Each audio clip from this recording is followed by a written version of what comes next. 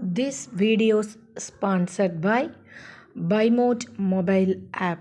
All online purchasing BuyMote mobile app.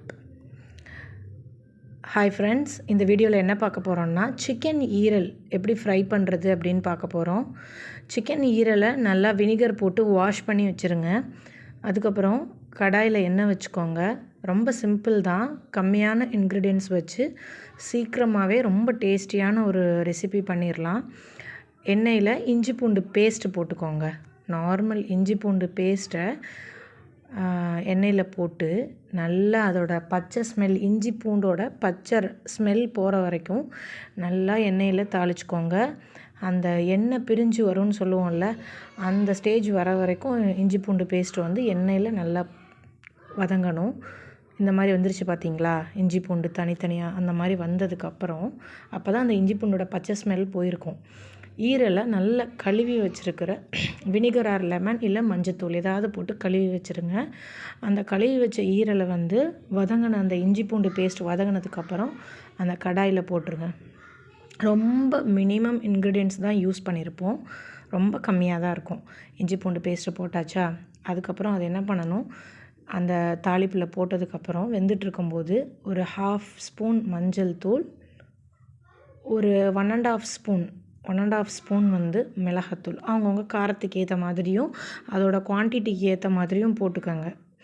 போட்டுட்டு தேவையான அளவு அடுத்து உப்பு போட்டுக்கோங்க. உப்பு போட்டுட்டு எவ்வளோ தேவையோ அவ்வளோ பார்த்துக்கோங்க. உப்பு போட்டுட்டு நல்லா அதை வதக்க வேண்டியதுதான். இந்த சிக்கன் ஈரல் வந்து நல்ல டேஸ்ட்டாக இருக்கும். ப்ளஸ் வந்து ட்ரை பண்ணாதவங்க ட்ரை பண்ணி பாருங்கள், ரொம்ப ஹெல்த்தும் கூட. மட்டன் ஈரல் நிறைய பேர் சாப்பிட்ருப்பீங்க, சிக்கன் ஈரல் வந்து மோஸ்ட்லி ட்ரை பண்ணியிருக்க மாட்டீங்க. ரொம்பவே நல்ல டேஸ்ட்டாகவும் இருக்கும், ப்ளஸ் வந்து நிறைய ப்ரோட்டீன் இருக்குது, நல்ல ஹெல்த்தாகவும் இருக்கும். இது நல்லா மசாலா போட்டு மூடி வச்சுருங்க. வெந்ததுக்கப்புறம் ஒரு மினிமம் ஸ்டேஜுக்கு அப்புறம் மெயினான இதுதான், இந்த இன்க்ரீடியன்ஸ் தான், ஒன்றும் இல்லை, தேங்காய் பால் நல்லா கட்டியாக எடுத்து வச்சு இந்த மஞ்சத்தூள் மிளகாத்தூளோட பச்சை வாசம் போனதுக்கு அடுத்த ஸ்டேஜ் தேங்காய் பால் ஊற்றணும். தேங்காய் பால் ஊற்றிட்டு நல்லா கிளறிடுங்க. இந்த மாதிரி குழம்பு டைப்பில் இருக்கிறது அது நல்லா சுண்ட விடணும், வற்றணும். என்ன பண்ணணும், தேங்காய் பாலை ஊற்றிட்டு மூடி போட்டுருங்க. மூடி போட்டுட்டு கொஞ்சம் நேரம் அதை அப்படியே விட்டுறணும். நல்ல டேஸ்ட்டாக இருக்கும் இது. இதில் இருக்க அந்த மசாலாவை எடுத்து ரைஸில் போட்டு மிக்ஸ் பண்ணியே அவ்வளோ சாப்பாடு சாப்பிட்லாம். அந்தளவுக்கு இதில் இருக்க அந்த கிரேவி மசாலா அவ்வளோ டேஸ்ட்டாக இருக்கும். எங்கள் வீட்டில் இது எல்லாருக்குமே ஃபேவரெட், என்னோடய குழந்தைங்க எல்லாருக்குமே இது ஃபேவரெட், ரொம்ப டேஸ்ட்டாக இருக்கும். பார்த்திங்களா, அந்த தேங்காய் பால் வந்து இந்த மாதிரி நல்லா வற்ற ஆரம்பிச்சிரும். வற்றினதுக்கப்புறம் ரொம்ப ஈஸி தான் பாருங்கள், நான் நிறைய இன்க்ரீடியன்ஸ் போடவே இல்லை.